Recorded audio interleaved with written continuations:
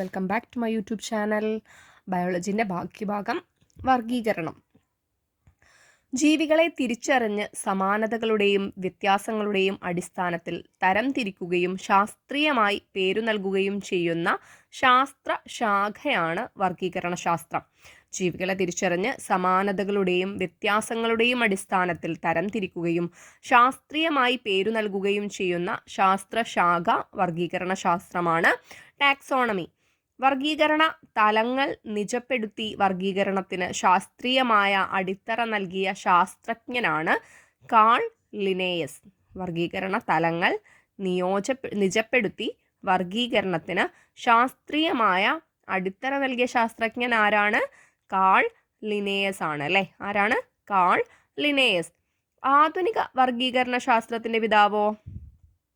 ആധുനിക വർഗീകരണ ശാസ്ത്രത്തിന്റെ പിതാവ് കാൾ ലിനേയസ് തന്നെയാണ്. ആധുനിക വർഗീകരണ ശാസ്ത്രത്തിന്റെ പിതാവും ആരാണ്? കാൾ ലിനേയസ് ആണ്. ക്രോമസോമിന്റെ എണ്ണം അനുസരിച്ചുള്ള ജീവജാലങ്ങളുടെ വർഗീകരണം നടത്തിയതോ? ക്രോമസോമിന്റെ എണ്ണം അനുസരിച്ചുള്ള ജീവജാലങ്ങളുടെ വർഗീകരണം നടത്തിയത് സൈറ്റോ ടാക്സോണമിയാണ്. ഏതാണ്? Saito taxonomy.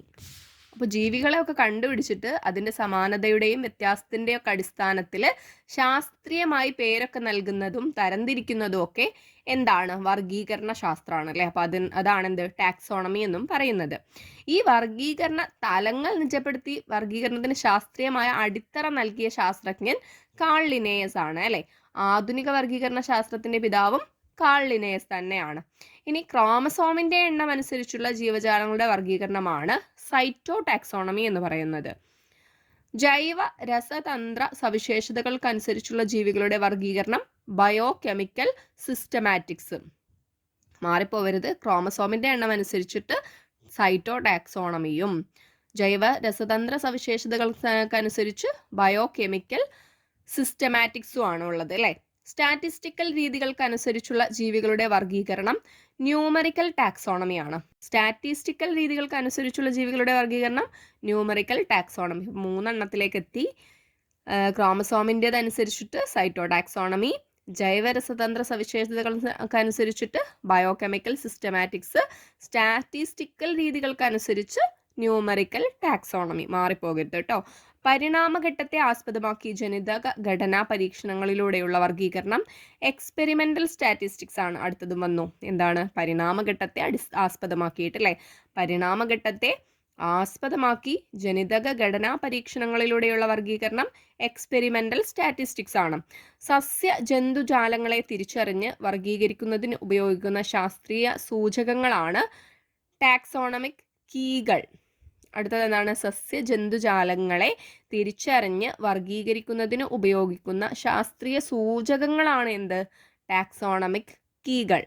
ഞാൻ ജസ്റ്റ് ഒന്നും കൂടി പറയാണ്. അപ്പോൾ ജീവികളെയൊക്കെ തിരിച്ചറിഞ്ഞ് ശാസ്ത്രീയമായി പേരൊക്കെ നൽകി തരംതിരിക്കുന്നത് വർഗീകരണ ശാസ്ത്രമാണ്. അതിന് അടിത്തറ നൽകിയതും അതിൻ്റെ ആധുനിക വർഗീകരണ ശാസ്ത്രത്തിൻ്റെ പിതാവും കാൾ ലിനേയസ് ആണ്. ഇനി ക്രോമസോമിൻ്റെ എണ്ണം അനുസരിച്ചിട്ട് വർഗീകരിച്ചത് സൈറ്റോ ടാക്സോണമിയും ജൈവരസതന്ത്ര സവിശേഷതകൾക്കനുസരിച്ച് വർഗീകരിച്ചത് ബയോകെമിക്കൽ സിസ്റ്റമാറ്റിക്സും സ്റ്റാറ്റിസ്റ്റിക്കൽ രീതികൾക്കനുസരിച്ച് വർഗീകരിച്ചത് ന്യൂമറിക്കൽ ടാക്സോണമിയുമാണ്. ഇതുവരെ മനസ്സിലായല്ലോ? ഇനി പരിണാമഘട്ടത്തെ ആസ്പദമാക്കി ജനിതഘടനാ പരീക്ഷണങ്ങളിലൂടെയുള്ള വർഗീകരണം. പരിണാമഘട്ടത്തെ ആസ്പദമാക്കി വർഗീകരിച്ചത് എക്സ്പെരിമെന്റൽ സ്റ്റാറ്റിസ്റ്റിക്സും ആണ്. ഇനി ഈ സസ്യജന്തുജാലങ്ങളെ തിരിച്ചറിഞ്ഞ് വർഗീകരിക്കുന്നതിന് കുറച്ച് ശാസ്ത്രീയ സൂചകങ്ങളുണ്ട്. ഇവയെ പറയുന്ന പേരാണ് എന്ത്? ടാക്സോണമിക് കീകൾ എന്ന്. എന്താണ്? ടാക്സോണമിക് കീകൾ. ഏറ്റവും പ്രചാരത്തിലുള്ള ടാക്സോണമിക് കീകളിൽ ഒന്ന് ഏതാണ്? ഡൈക്കോട്ടമസ് കീകളാണ്. ഏതാണ്? ഡൈക്കോട്ടമസ് കീകൾ. ഏറ്റവും പ്രചാരത്തിലുള്ള ഈ ഒരു ടാക്സോണമിക് കീകളിൽ ഒന്ന് ഡൈക്കോട്ടമസ് കീകളാണ്. തരംതിരിക്കൽ പ്രക്രിയയിൽ തിരിച്ചറിയാനുള്ള താക്കോലുകൾ എന്ന് വിശേഷിപ്പിക്കപ്പെടുന്ന ശാസ്ത്രീയ സൂചകങ്ങളാണ് ടാക്സോണമിക് കീകൾ എന്നും പറയാം. എന്താണ്? തരംതിരിക്കൽ പ്രക്രിയയിൽ തിരിച്ചറിയാനുള്ള താക്കോലുകൾ എന്ന് വിശേഷിപ്പിക്കപ്പെടുന്ന ശാസ്ത്രീയ സൂചകങ്ങളെന്ന് ടാക്സോണമിക് കീകളെ പറയാം.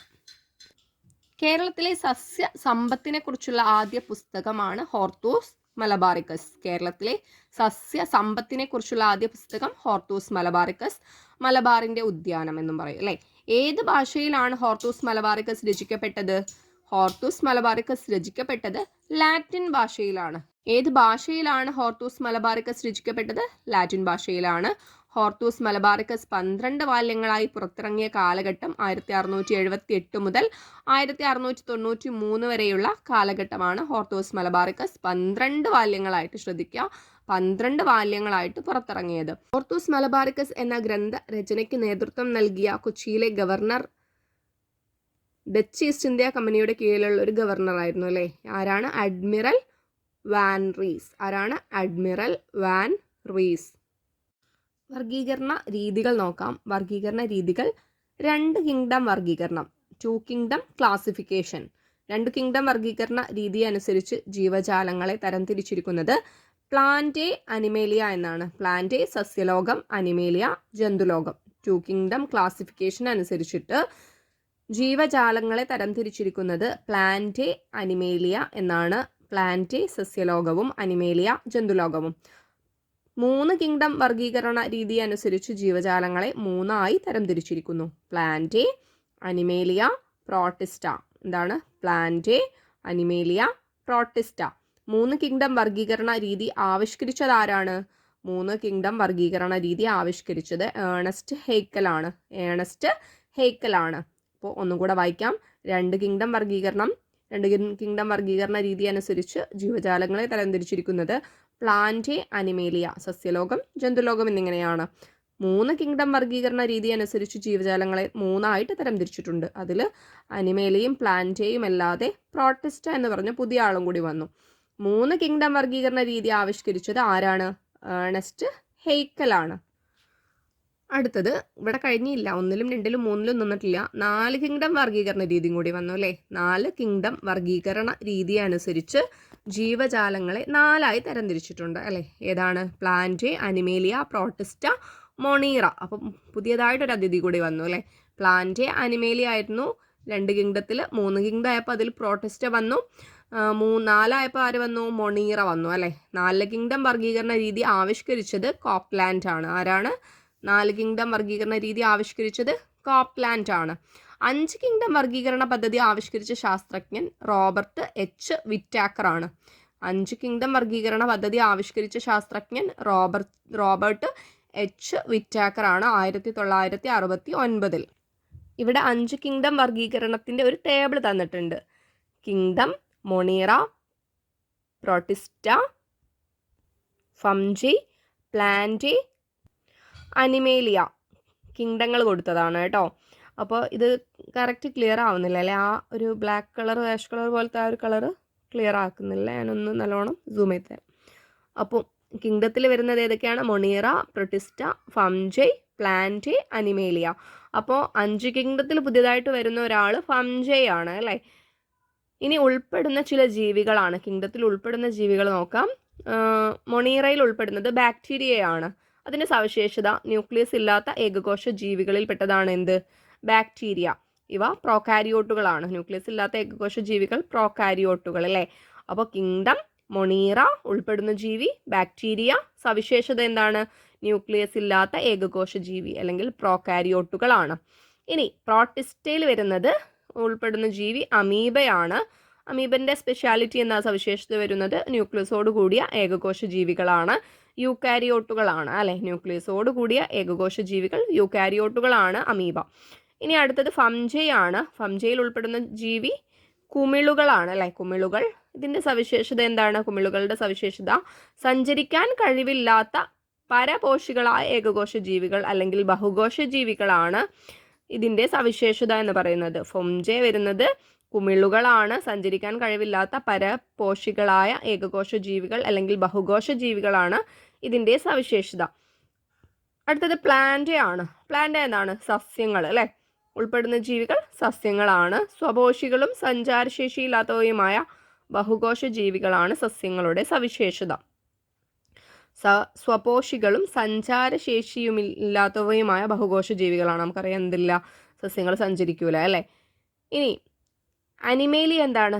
അനിമേലിയ ഉൾപ്പെടുന്ന ജീവികൾ ജന്തുക്കളാണ്. അതിൻ്റെ സവിശേഷതകൾ പരപോഷികളും സഞ്ചാരശേഷിയുള്ളവയുമായ ബഹുകോശ ജീവികളാണ് ജന്തുക്കൾ. പരപോഷികളും സഞ്ചാരശേഷിയുള്ളവയുമായ ബഹുകോശ ജീവികൾ. 6 കിങ്ഡം വർഗീകരണ പദ്ധതി ആവിഷ്കരിച്ച അമേരിക്കൻ ശാസ്ത്രജ്ഞൻ. അപ്പോൾ 5 കഴിഞ്ഞോ? ഇല്ല അല്ലേ, 6 എത്തി. 6 കിങ്ഡം വർഗീകരണ പദ്ധതി ആവിഷ്കരിച്ച അമേരിക്കൻ ശാസ്ത്രജ്ഞൻ കാൾ വൗസ് ആണ്. ആരാണ്? കാൾ വൗസ് ആണ്. മൊണീറ എന്ന കിങ്ഡത്തെ വിഭജിച്ചുണ്ടായ കിങ്ഡങ്ങളാണ് ആർക്കിയയും ബാക്ടീരിയയും. മൊണീറ എന്ന കിങ്ഡത്തെ വിഭജിച്ചുണ്ടായ കിങ്ഡങ്ങളാണ് ആർക്കിയ, ബാക്ടീരിയ. കിങ്ഡത്തിനു മുകളിലായി കൂട്ടിച്ചേർത്ത വർഗീകരണ തലമാണ് ഡൊമൈൻ. കിങ്ഡത്തിനു മുകളിലായി കൂട്ടിച്ചേർത്ത വർഗീകരണ തലമാണ് എന്ത്? ഡൊമൈൻ എന്ന് പറയുന്നത്. മനുഷ്യന്റെ 6 കിങ്ഡം വർഗീകരണങ്ങളുണ്ട്. Domain, kingdom, phylum, class, order, family, genus, species.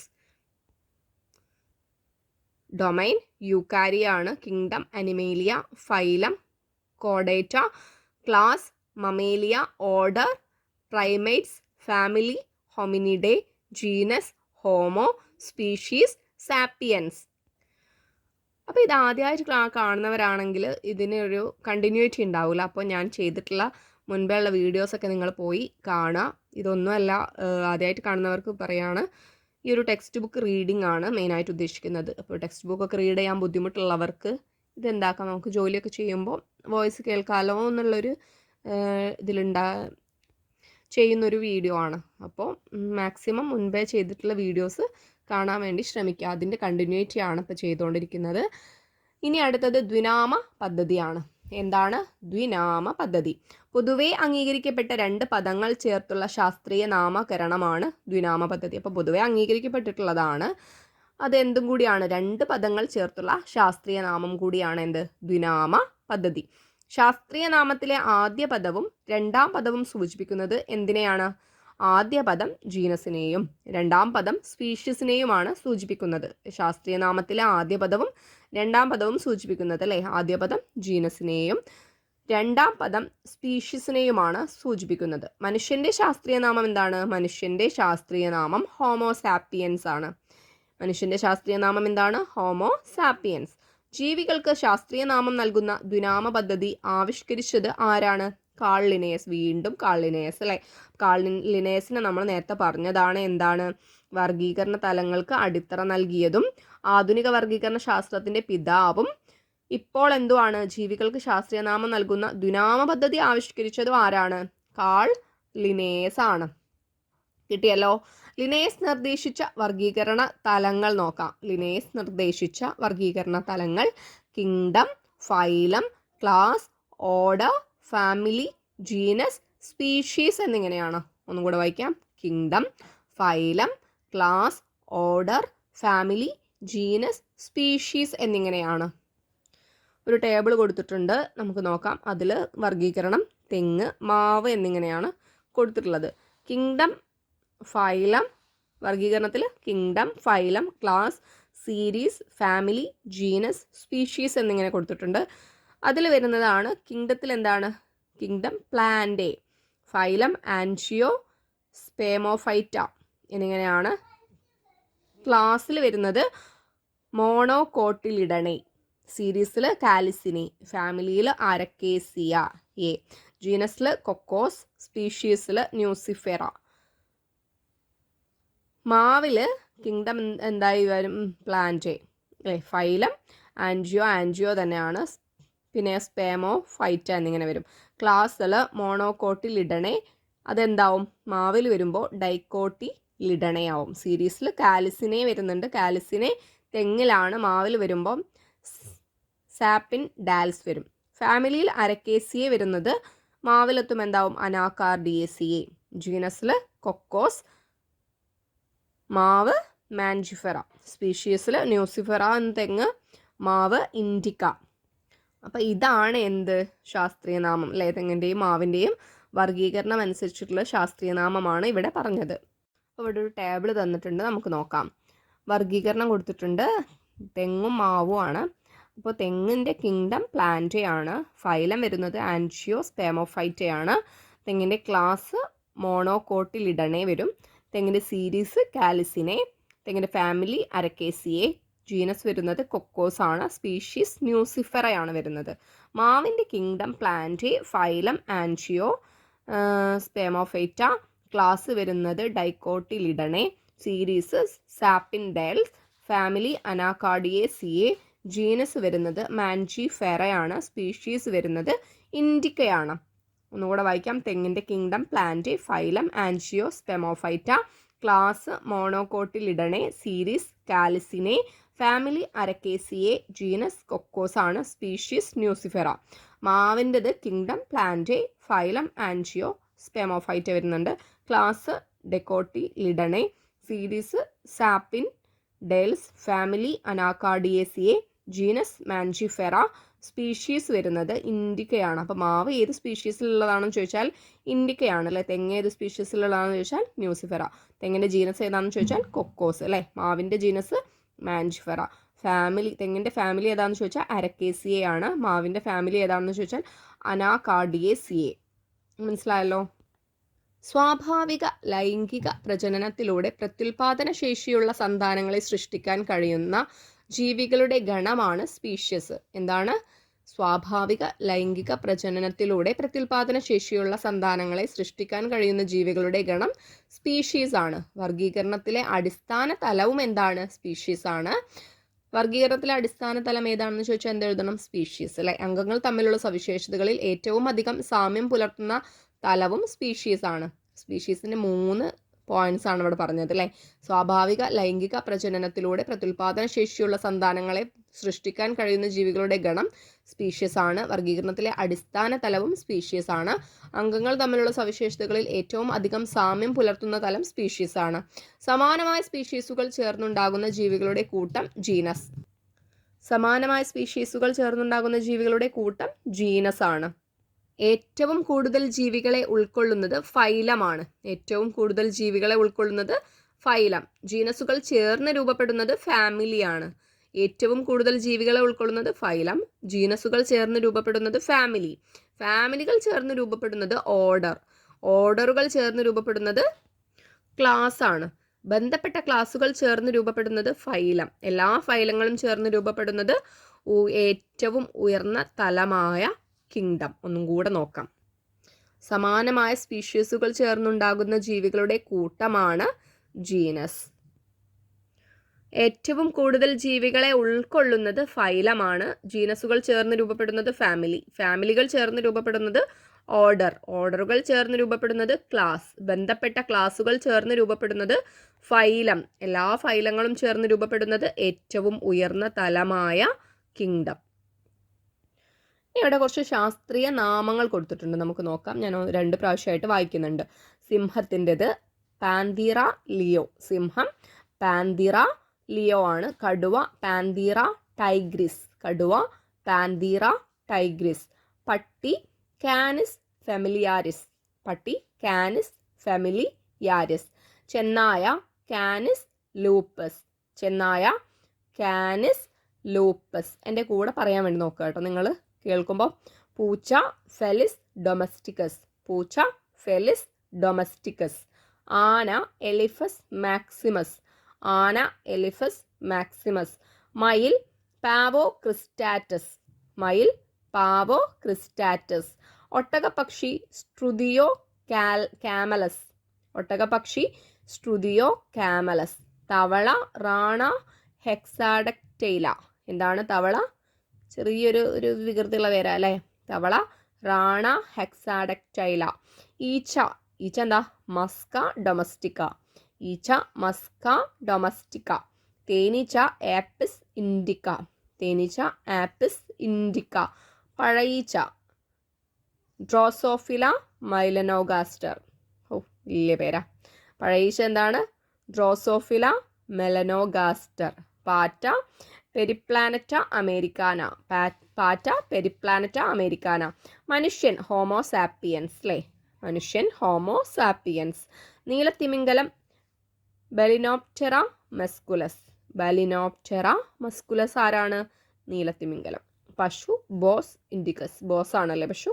അപ്പോൾ പശുവിനായിട്ട് നമുക്ക് എന്താ പറയുക, പശുവിനെ ഓർക്കാൻ വേണ്ടിയിട്ട് ബോസ് ആക്കി വെക്കാം പശുവിനെ. പശു ബോസ് ഇൻഡിക്കസ്. പട്ടുനൂൽപ്പുഴുവോ? ബോംബിക്സ് മോറി. ബോംബ് പട്ടുനൂൽപ്പുഴു. പശു ബോസ്, പട്ടുനൂൽപ്പുഴു ബോംബ്. പട്ടുനൂൽപ്പുഴു ബോംബിക്സ് മോറി അല്ലേ. സിംഹവാലൻ കുരങ്ങ് മക്കാക സിലനസ്. സിംഹവാലൻ കുരങ്ങ് മക്ക സിംഹവാലൻ മക്കാക സിലനസ്. കരിമീൻ എട്രോപ്ലസ് സുരാറ്റൻസിസ്. കുതിര എക്വസ് ഫെറസ് കബല്ലസ്. ഒന്നും ഓർക്കാല്ലേ അല്ലേ? കുതിര എക്വസ് ഫെറസ് കബല്ലസ്. മൂർഖൻ പാമ്പ് നാജ. മൂർഖൻ പാമ്പ് നാജ. അണലിയോ വൈപ്പറ റസേലി അല്ലേ? അണലി വൈപ്പറ റസേലി. കാട്ടുപോത്ത് ബോസ് ഗാറസ്. അപ്പം നമ്മളെ ബോസിന് വെല്ലുവിളിയായിട്ട് കാട്ടുപോത്ത് വന്നിട്ടുണ്ട്. പശു ബോസ് ഇൻഡിക്കസ് ആണെങ്കിൽ കാട്ടുപോത്ത് ബോസ് ഗാറസ് ആണ്. അപ്പോൾ ബോസ് എന്ന് മാത്രം വിചാരിച്ച് പശുവിനെ പഠിക്കരുത്. പശു ബോസ് ഇൻഡിക്കസ് ആണ്, കാട്ടുപോത്ത് ബോസ് ഗാറസ് ആണ്. മുയൽ ലിപ്പസ് നൈഗ്രിക്കോളിസ്. തെങ്ങ് കൊക്കോസ് ന്യൂസിഫെറ. മാങ്ങ മാഞ്ചിഫെറ ഇൻഡിക്ക. കണിക്കൊന്ന കാസിയ ഫിസ്റ്റുല. കണിക്കൊന്ന എന്താണ്? കാസിയ ഫിസ്റ്റുല. നെല്ല് ഒറൈസ സറ്റേവ. മരച്ചീനി മാനിഹോട്ട് യൂട്ടിലിസിമ. ചക്ക ആർട്ടോ കാർപ്പസ്. അതുപോലെ തന്നെ ഹെറ്ററോഫിലസ് ആർട്ടോകാർപ്പസ് ഇൻഡഗ്രിഫോളിയ. നോക്കാം. ചക്ക ആർട്ടോകാർപ്പസ് ഹെറ്ററോഫിലസും ആർട്ടോകാർപ്പസ് ഇൻഡഗ്രിഫോളിയയുമാണ്. ചക്ക ആർട്ടോകാർപ്പസ് ഹെറ്ററോഫിലസും ആർട്ടോകാർപ്പസ് ഇൻഡഗ്രിഫോളിയയും. കറ്റാർവാഴ സിമ്പിൾ ആലോവേര. ഗോതമ്പ് ട്രൈറ്റിക്കം ഏസ്റ്റേവം. താമര നിലബോ ന്യൂസിഫെറ. അതുപോലെ നിലബോ സ്പീഷിയോസം. ന്യൂസിഫെറ അല്ലേ? താമര നിലബോ സ്പീഷിയോസം. ആൽമരോ ഫൈക്കസ് ബംഗാളൻസിസ്. ബംഗാളുമായിട്ടൊരു ബന്ധമുണ്ടല്ലേ ആൽമരത്തിന്? ആൽമരം ഫൈക്കസ് ബംഗാളൻസിസ്. ചെമ്പരത്തി ഹിബിസ്കസ് റോസ സിനൻസിസ്. എന്താണ്? ഹിബിസ്കസ് അല്ലേ? പെട്ടെന്ന് കിട്ടും. ചെമ്പരത്തി. നീലക്കുറിഞ്ഞി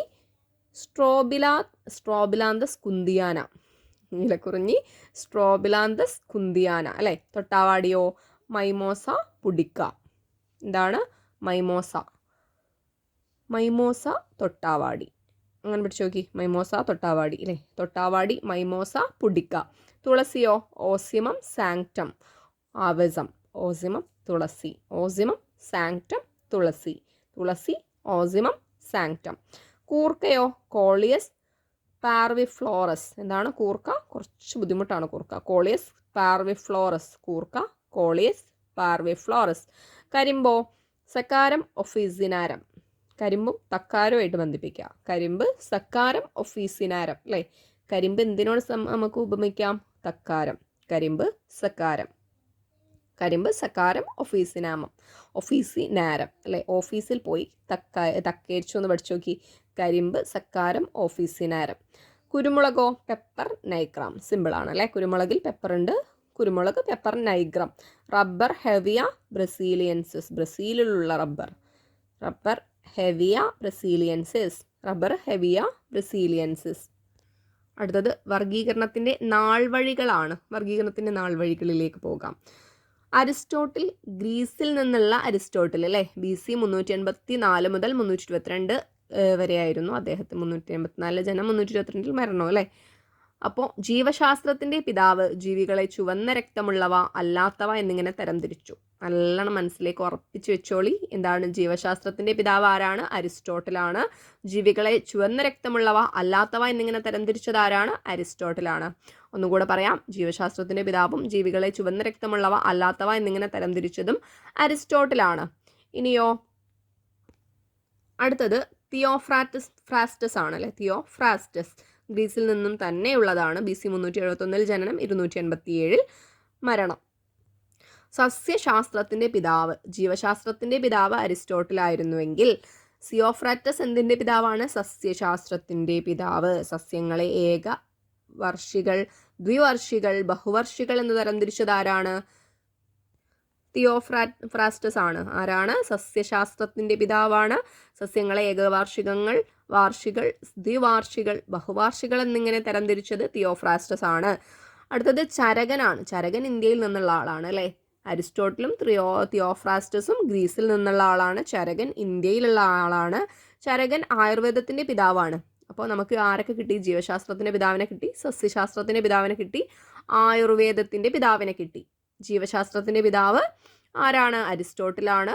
സസ്യശാസ്ത്രത്തിന്റെ പിതാവ് തിയോഫ്രാസ്റ്റസ് ആണ്. ആയുർവേദത്തിന്റെ പിതാവ് ചരകനാണ്.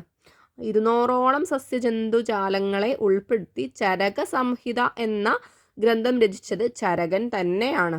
ആയുർവേദത്തിന്റെ പിതാവാണ്. 200ഓളം സസ്യജന്തുജാലങ്ങളെ ഉൾപ്പെടുത്തി ചരക സംഹിത എന്ന ഗ്രന്ഥം രചിച്ചത് ചരകനാണ്. ഇന്ത്യയിൽ നിന്നുള്ള ചരകനാണ്.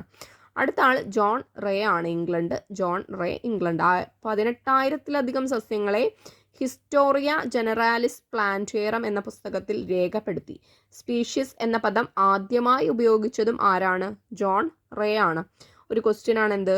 സ്പീഷീസ് എന്ന പദം ആദ്യമായി ഉപയോഗിച്ചത് ആരാണ്? ജോൺ റേ അല്ലേ. 18,000-ലധികം സസ്യങ്ങളെ ഹിസ്റ്റോറിയ ജനറാലിസിസ് പ്ലാന്റേറം എന്ന പുസ്തകത്തിൽ രേഖപ്പെടുത്തി. അപ്പോൾ ജോൺ റേയുടെ 18,000-ലധികം സസ്യങ്ങളെ ഉൾപ്പെടുത്തിയ പുസ്തകത്തിൻ്റെ പേരെന്ത്? എന്താണ്? Historia Generalis Plantarum. എന്താണ്? Historia Generalis Plantarum. ഓക്കെ ആണല്ലോ. ഇനി കാൾ ലിനേയസ് സ്വീഡനിൽ നിന്നുള്ള ആളാണ് അല്ലേ. കാൾ ലിനേയസ് എന്താണ്? ആധുനിക വർഗീകരണ ശാസ്ത്രത്തിൻ്റെ പിതാവ് എന്നറിയപ്പെടുന്നു. നമ്മൾ കാൾ ലിനേയസിൻ്റെ കുറച്ച് കാര്യങ്ങൾ മുൻപേ പറഞ്ഞതാണ് അല്ലേ. കാൾ ലിനേയസ് ആധുനിക വർഗീകരണ ശാസ്ത്രത്തിന്റെ പിതാവ് എന്നറിയപ്പെടുന്നു അല്ലെ. വ്യത്യസ്ത വർഗീകരണ തലങ്ങൾ നിർദ്ദേശിച്ചതും ആരാണ്? കാൾ ലിനേയസ് ആണ്. ആധുനിക വർഗീകരണ ശാസ്ത്രത്തിന്റെ പിതാവാണ്. വ്യത്യസ്ത വർഗീകരണ തലങ്ങൾ നിർദ്ദേശിച്ചതും കാൾ ലിനേയസ് ആണ്. ജീവികൾക്ക് ശാസ്ത്രീയ നാമം നൽകുന്ന ദ്വിനാമ പദ്ധതി ആവിഷ്കരിച്ചതും കാൾ ലിനേയസ് ആണ്. ക്ലിയർ ആയല്ലോ? കാൾ ലിനേയസ് ആണ്. ഒന്നും കൂടെ പറയാം, മെയിൻ പോയിന്റ് മാത്രം പറയാം. ജീവശാസ്ത്രത്തിന്റെ പിതാവ് അരിസ്റ്റോട്ടിൽ, സസ്യശാസ്ത്രത്തിന്റെ പിതാവ് തിയോഫ്രാസ്റ്റസ്, ആയുർവേദത്തിന്റെ പിതാവ് ചരകൻ. ക്ലിയർ ആയല്ലോ? സ്പീഷ്യസ് എന്ന പദം ആദ്യമായിട്ട് ഉപയോഗിച്ചത് ജോൺ റേ. ആധുനിക വർഗീകരണ ശാസ്ത്രത്തിന്റെ പിതാവ് കാൾ ലിനേയസ്. സൂക്ഷ്മജീവികൾ. അടുത്ത പോയിന്റ് സൂക്ഷ്മജീവികളാണല്ലേ. അതിൽ നമുക്ക് ബാക്ടീരിയ. ഏറ്റവും വലിപ്പം കുറഞ്ഞ ജീവിവർഗമാണ് എന്ത്? ബാക്ടീരിയ. ഏറ്റവും വലിപ്പം കുറഞ്ഞ ജീവിവർഗം ബാക്ടീരിയയാണ്. വ്യക്തമായ ന്യൂക്ലിയസ് ഇല്ലാത്ത ഏകകോശ ജീവിയും ബാക്ടീരിയയാണ് അല്ല. ഇനി ബാക്ടീരിയയെ കുറിച്ചുള്ള കാര്യങ്ങളാണ് പറയാൻ പോകുന്നത് കേട്ടോ. ഏറ്റവും വലിപ്പം കുറഞ്ഞ ജീവിവർഗം ബാക്ടീരിയ. വ്യക്തമായ ന്യൂക്ലിയസ് ഇല്ലാത്ത ഏകകോശ ജീവി ബാക്ടീരിയ.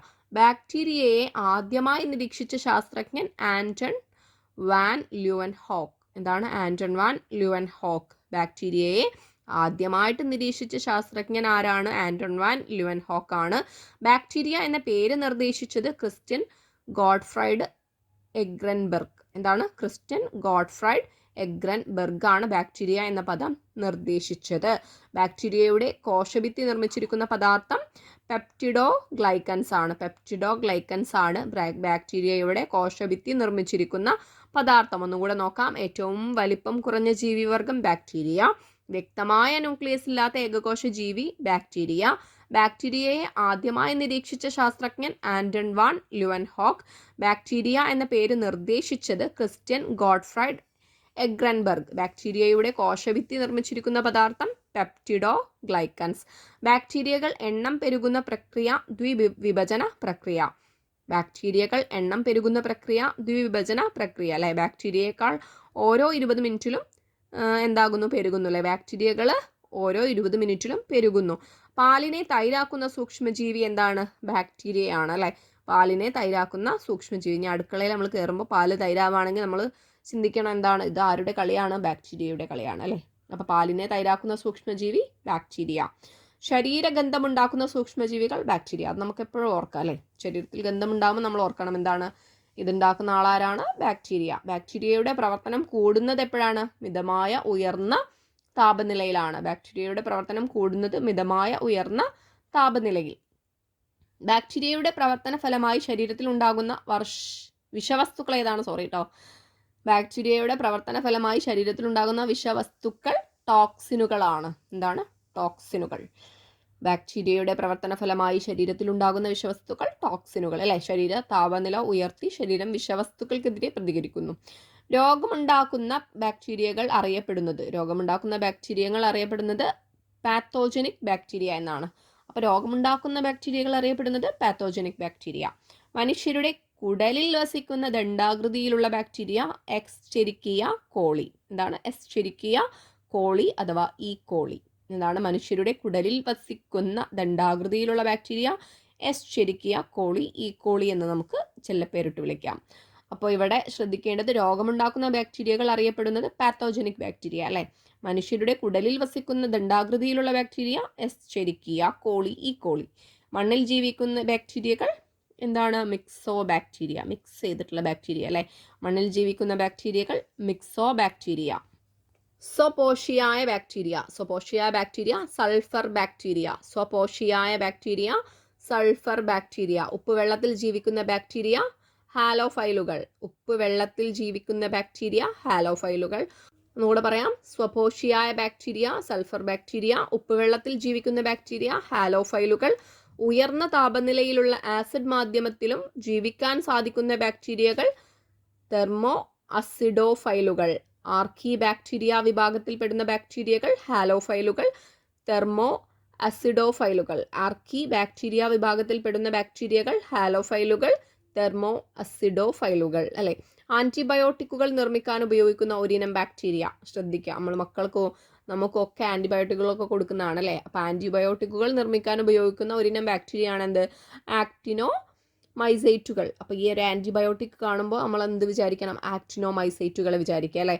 ഓക്സിജന്റെ സാന്നിധ്യത്തിലും അസാന്നിധ്യത്തിലും ജീവിക്കാൻ സാധിക്കുന്ന ബാക്ടീരിയകൾ ഫാക്കൾട്ടേറ്റീവ് ബാക്ടീരിയകൾ. എന്താണ്? ഓക്സിജന്റെ സാന്നിധ്യത്തിലും അസാന്നിധ്യത്തിലും ജീവിക്കാൻ സാധിക്കുന്ന ബാക്ടീരിയകൾ ഫാക്കൾട്ടേറ്റീവ് ബാക്ടീരിയകൾ. എന്താണ്? ഫാക്കൾട്ടേറ്റീവ് ബാക്ടീരിയകൾ. പ്രകാശത്തിന്റെ സാന്നിധ്യത്തിൽ സ്വയം ആഹാരം നിർമ്മിക്കാൻ സാധിക്കുന്ന ബാക്ടീരിയകൾ ഫോട്ടോ ഓട്ടോഗ്രാഫിക് ബാക്ടീരിയകൾ.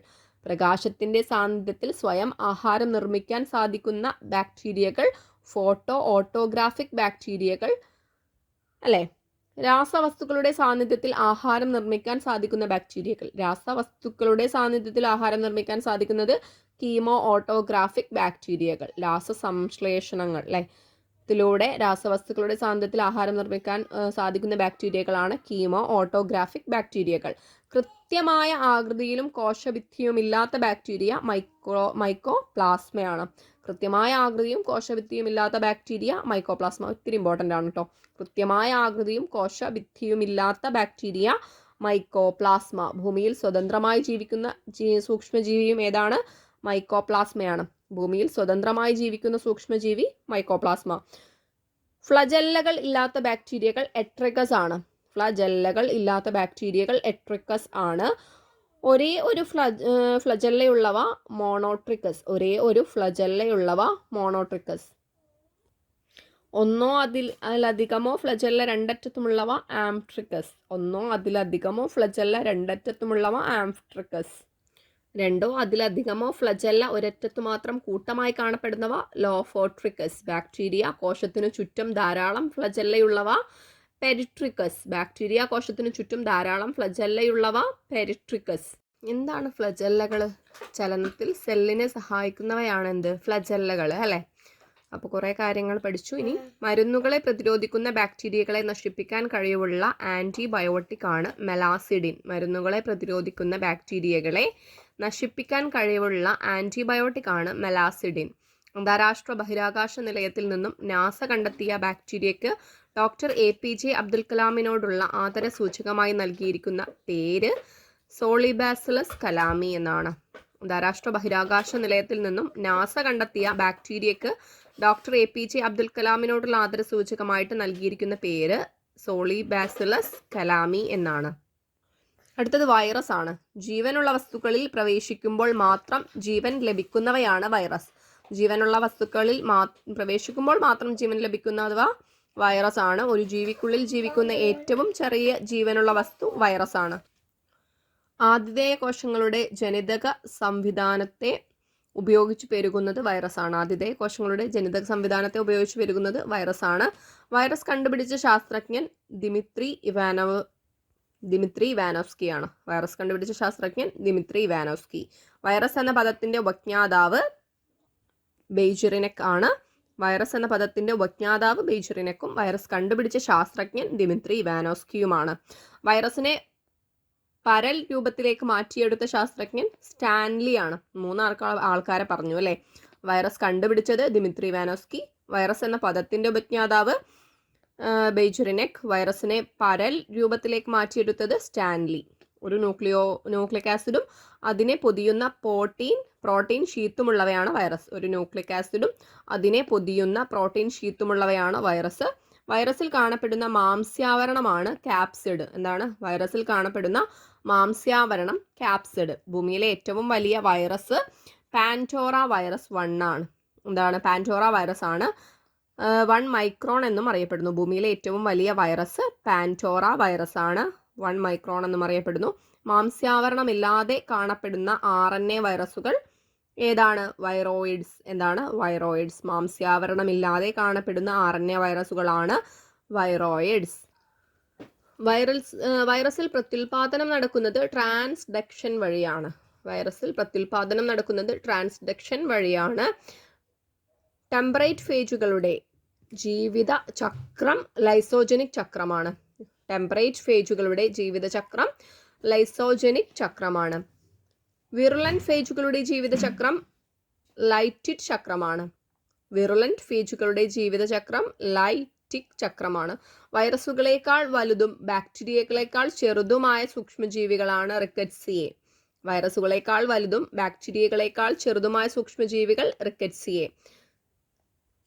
ടൈഫസ് രോഗത്തിനു കാരണമായ സൂക്ഷ്മജീവി റിക്കറ്റ്സിയെ. ടൈഫസ് രോഗത്തിനു കാരണമായ സൂക്ഷ്മജീവി റിക്കറ്റ്സിയെ. റിക്കറ്റ്സിയെ എന്ന രോഗാണുവിനെ വ്യാപിപ്പിക്കുന്ന ജീവികൾ പേനും ചെള്ളുമാണ്. റിക്കറ്റ്സിയെ എന്ന രോഗാണുവിനെ വ്യാപിപ്പിക്കുന്ന ജീവികൾ പേനും ചെള്ളുമാണ്. അടുത്തത് പ്രോട്ടോസോവയാണ്.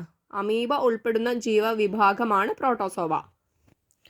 അമീബ ഉൾപ്പെടുന്ന ജീവവിഭാഗമാണ് പ്രോട്ടോസോവ. പ്രോട്ടോസോവകൾക്ക് ഉദാഹരണം യുഗ്ലീന, പാരമീസിയം, ട്രിപ്പനസോമ, പ്ലാസ്മോഡിയം എന്നിവയാണ്. അമീബ ഉൾപ്പെടുന്ന ജീവിവിഭാഗമാണ് പ്രോട്ടോസോവ. പ്രോട്ടോസോവകൾക്ക് ഉദാഹരണം യുഗ്ലീന, പാരമീസിയം, ട്രിപ്പനസോമ, പ്ലാസ്മോഡിയം എന്നിവയാണ്. ഹരിതകമുള്ള ജന്തു യുഗ്ലീന.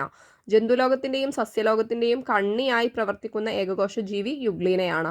ജന്തുലോകത്തിൻ്റെയും സസ്യലോകത്തിൻ്റെയും കണ്ണിയായി പ്രവർത്തിക്കുന്ന ഏകകോശ ജീവി യുഗ്ലീന. ആഫ്രിക്കൻ സ്ലീപ്പിംഗ് സിക്നസിന് കാരണമായ സൂക്ഷ്മാണു ട്രിപ്പനോസോമയാണ്. ആഫ്രിക്കൻ സ്ലീപ്പിംഗ് സിക്നസിന് കാരണമായ സൂക്ഷ്മാണു ട്രിപ്പനസോമയാണ്. പ്രോട്ടോസോവകളുടെ സഞ്ചാരത്തിന് സഹായിക്കുന്നത് കപടപാദങ്ങൾ, സീലിയ, ഫ്ലജല്ല എന്നിവയാണ്. പ്രോട്ടോസോവകളുടെ സഞ്ചാരത്തിന് സഹായിക്കുന്നത് കപടപാദങ്ങളും സീലിയ, ഫ്ലജല്ല എന്നിവയാണ്. ഒന്നും കൂടി നോക്കണോ? പ്രോട്ടോസോവ അമീബ ഉൾപ്പെടുന്ന ജീവിവിഭാഗം പ്രോട്ടോസോവയാണ്. പ്രോട്ടോസോവകൾക്ക് ഉദാഹരണം യുഗ്ലീന, പാരമീസിയം, ട്രിപ്പനസോമ, പ്ലാസ്മോഡിയം എന്നിവയാണ്. ഹരിതകമുള്ള ജന്തു യുഗ്ലീന.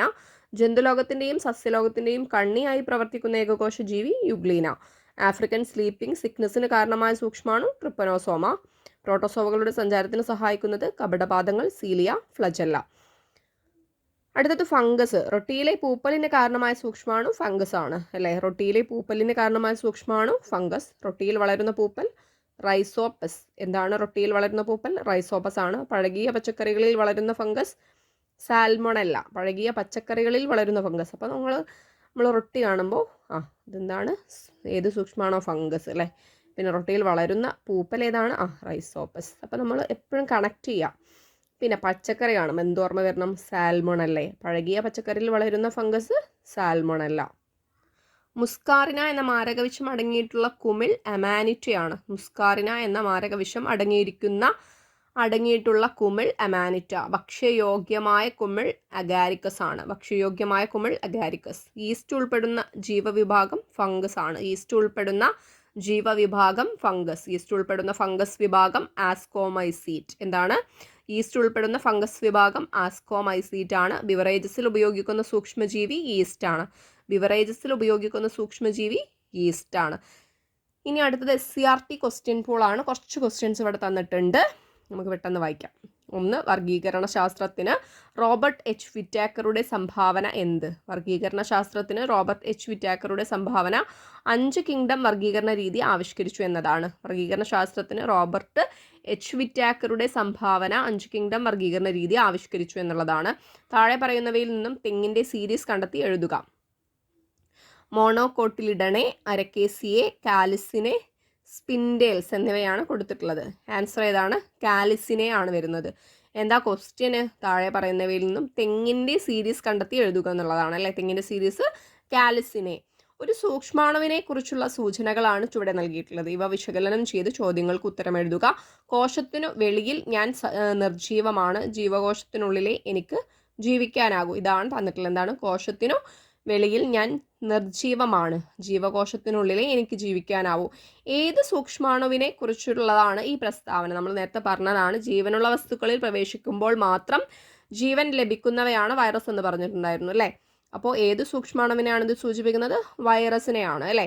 കോശത്തിനു വെളിയിൽ ഇവ നിർജീവമാകാൻ കാരണം എന്താണ്? ഇവർക്ക് കോശമില്ല അല്ലേ. കോശത്തിനു വെളിയിൽ ഇവ നിർജീവമാകാൻ കാരണം ഇവയ്ക്ക് കോശമില്ല അല്ലേ. ജനിതക വസ്തുവും പ്രോട്ടീൻ കവചവും മാത്രമേ ഉള്ളൂ. അടുത്തത്, ഇവയുടെ പെരുകൽ സാധ്യമാകുന്നത് എങ്ങനെയാണ്? ഇവയുടെ പെരുകൽ സാധ്യമാകുന്നത് എങ്ങനെയാണ്? ആതിഥേയ കോശത്തിൻ്റെ വിഭവങ്ങൾ ഉപയോഗിച്ചിട്ട് പെരുകും. ആതിഥേയ കോശത്തിൻ്റെ വിഭവങ്ങൾ ഉപയോഗിച്ചിട്ടാണ് ഇവ പെരുകുന്നത്. അപ്പം ഇത്രയും കാര്യങ്ങളാണ് SSCRT ക്വസ്റ്റ്യൻ പോളിലുള്ളത്. ഇന്നത്തെ ക്ലാസ് കുറച്ച് ലെങ്തി ആണെന്ന് അറിയാം. ഈ ഒരു വീഡിയോ നിങ്ങൾക്ക് ഇഷ്ടമാണെങ്കിൽ ലൈക്ക് ചെയ്യാനും ഷെയർ ചെയ്യാനും സബ്സ്ക്രൈബ് ചെയ്യാനും മറക്കരുത്. ആദ്യമായിട്ടാണ് ക്ലാസ് കാണുന്നതെന്നുണ്ടെങ്കിൽ മുൻപ് ചെയ്ത വീഡിയോസൊക്കെ ജസ്റ്റ് ഒന്ന് കാണാൻ വേണ്ടിയിട്ട് ശ്രമിക്കാം. കേട്ടറ്റ്, LPUP, LGS, LDC എല്ലാ ക്ലാസ്സുകൾക്കും ഉപകാരപ്രദമാണ്. അപ്പോൾ ഇത്രയും നേരം എന്നെ സഹിച്ചത്